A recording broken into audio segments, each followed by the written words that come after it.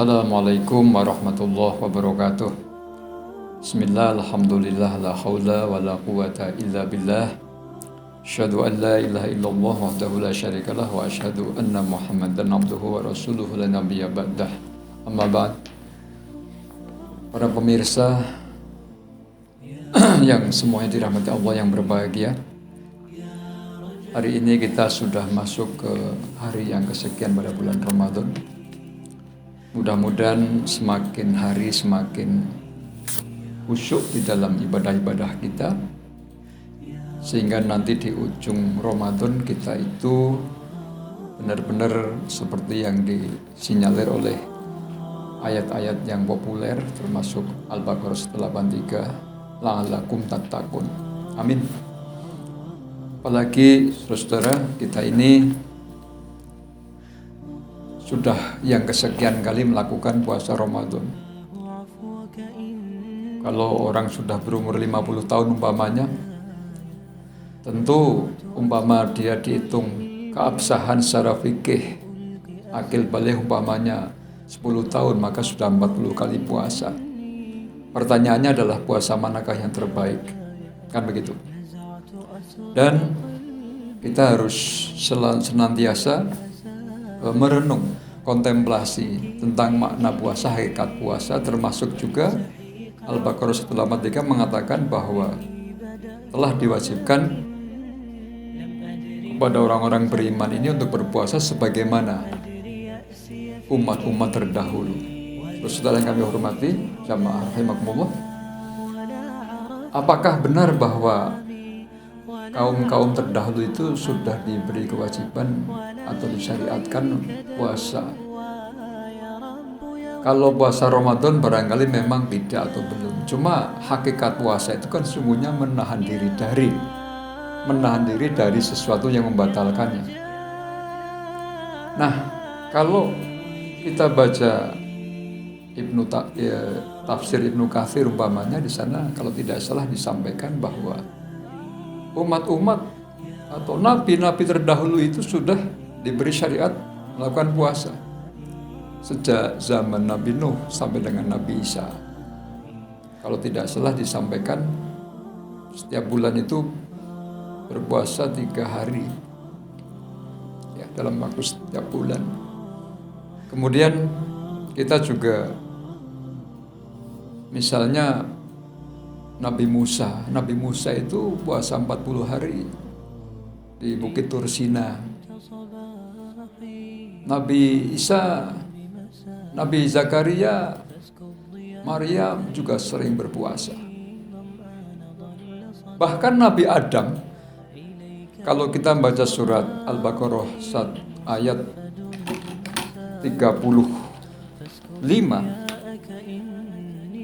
A'udzubillahi minasyaitonirrajim. Bismillahirrahmanirrahim. Wa qulna ya Adamu uskun anta wa zawjukal jannah wa kula minha ragadan haitsu syi'tuma wa la taqrabu hadhihi syajarata fatakuna minadh dhalimin. Dan kami berfirman, kata Allah, wahai Adam, tinggallah engkau dan istrimu di dalam surga. Wa qulna ya Adamu uskun anta wa zawjukal jannah, dan makanlah dengan nikmat berbagai makanan yang ada di sana sesukamu.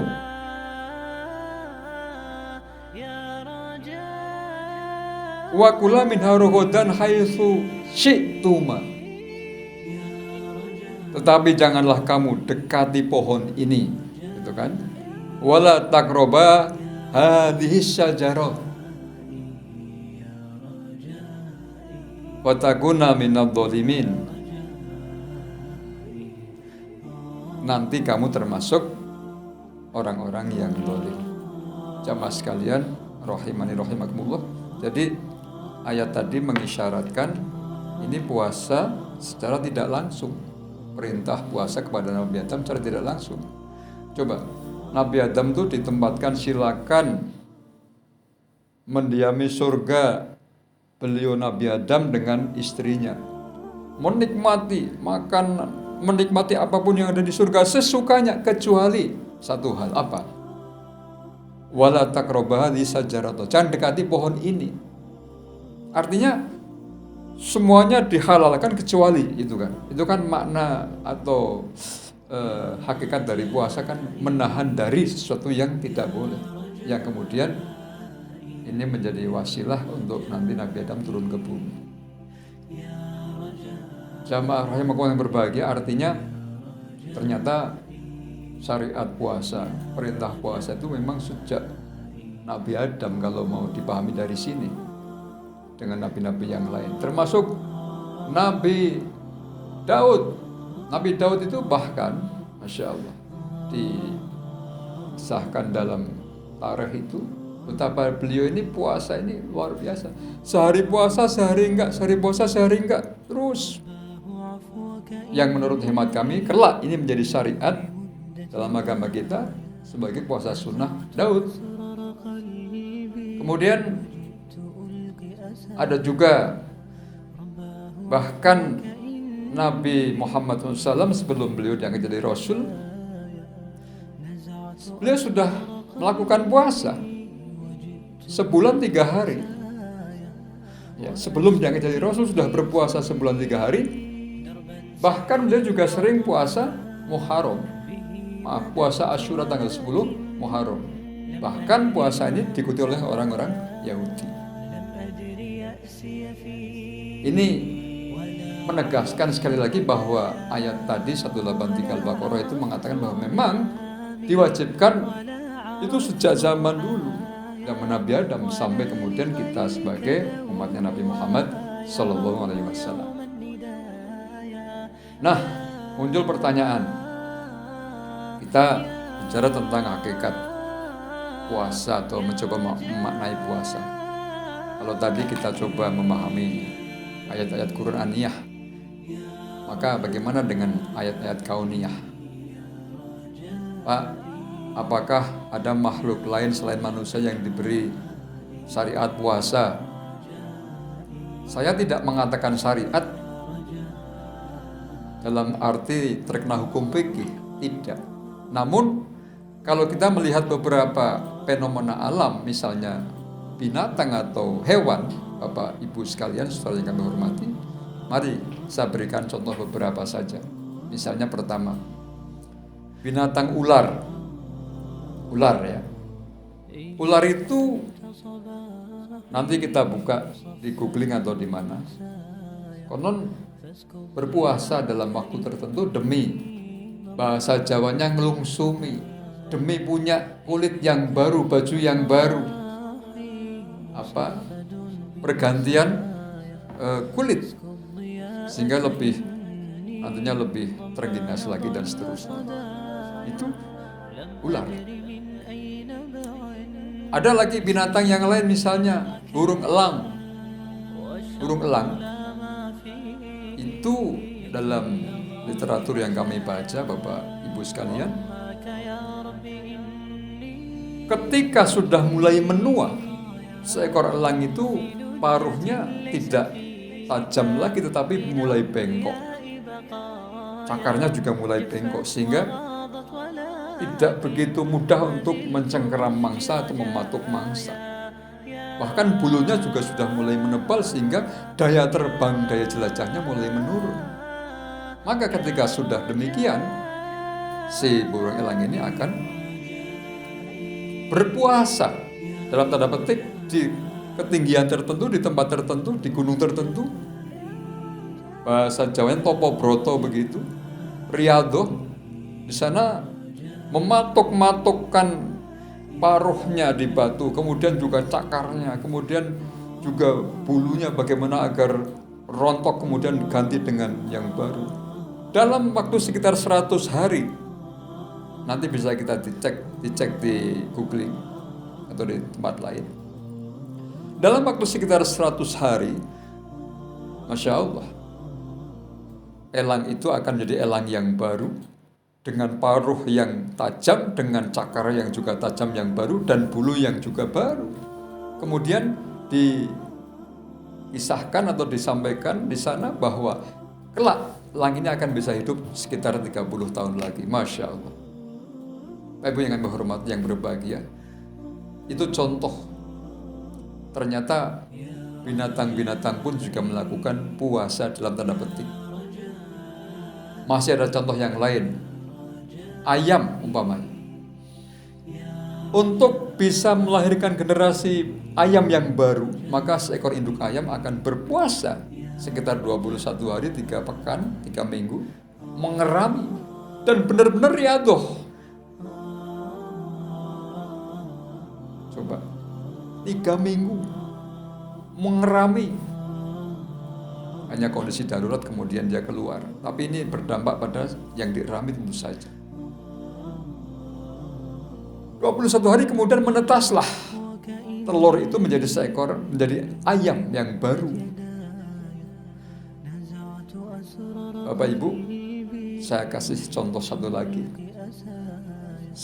Binatang yang hampir semua orang merasa jijik atau merasa jerih atau takut untuk menyentuhnya, kadang-kadang geli, ulat atau bahasa Jawanya ular.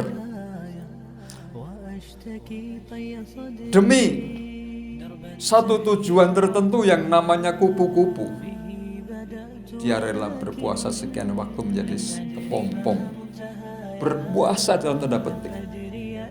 Tapi yang kami hormati,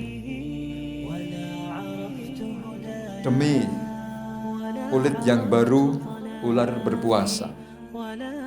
Demi umur yang lebih panjang dan tampilan yang lebih muda lagi, burung elang berpuasa. Demi melahirkan generasi baru yang namanya anak ayam, induk ayam juga berpuasa. Kemudian demi jadi seekor kupu-kupu yang begitu indah dan semua orang ingin menyentuhnya dan mendekatinya, dia rela berpuasa juga seekor ulat. Artinya apa Bapak Ibu yang hormati?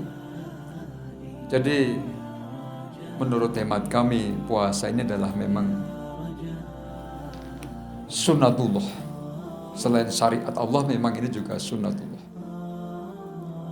Artinya memang bukan sunnah dalam arti kalau dilakukan mendapat pahala, kalau tidak apa-apa. Bukan seperti itu maksud saya. Adalah syariat yang diwajibkan, tetapi dalam konteks ayat kauniyah memang itu Allah memberikan sunnatullah seperti itu kepada binatang-binatang tadi. Nah, tentu Bapak Ibu yang kami hormati, mengapa Allah membuat syariat seperti ini? Saya punya keyakinan Bapak Ibu dan kita harus punya keyakinan yang sama, bahwa syariat apapun yang Allah tentukan pasti ada hikmah di baliknya. Ada kebaikan di sebaliknya. Ada pelajaran yang hebat yang bisa diraih setelah kita tunaikan yang namanya puasa itu. Ya. Jadi puasa itu dilakukan pasti ada kebermanfaatannya bagi makhluk hidup, apalagi bagi orang yang mengaku beriman. Maka ini kewajiban pula, maka yakinlah bahwa dengan puasa maka akan ada sesuatu hikmah apapun yang luar biasa yang Allah janjikan kalau kita bisa meraih yang namanya la'allakum tattaqun. Loh, berarti tidak semua orang yang berpuasa itu bisa mencapai derajat itu? Ya, tidak semua orang yang berpuasa.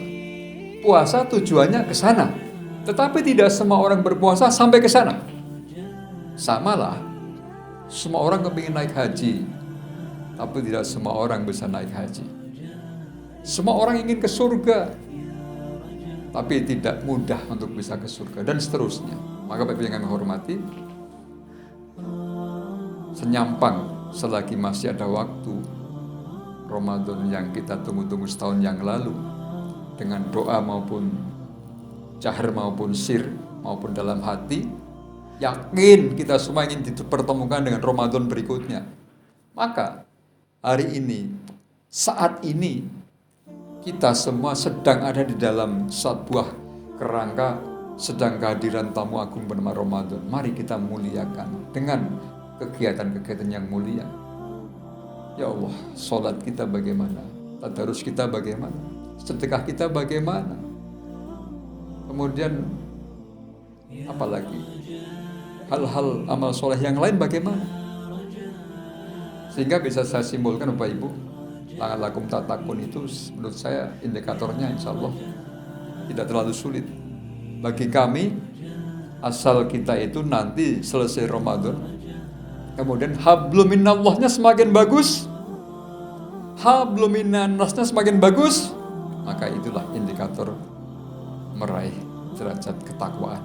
Mudah-mudahan kita semua diberi kemudahan untuk menjalankan ibadah ini, keikhlasan dan keridhaan Allah, sehingga ketika nanti kita menutup bulan Ramadan, kita termasuk orang-orang yang disebut sebagai la'an lakum tattaqun.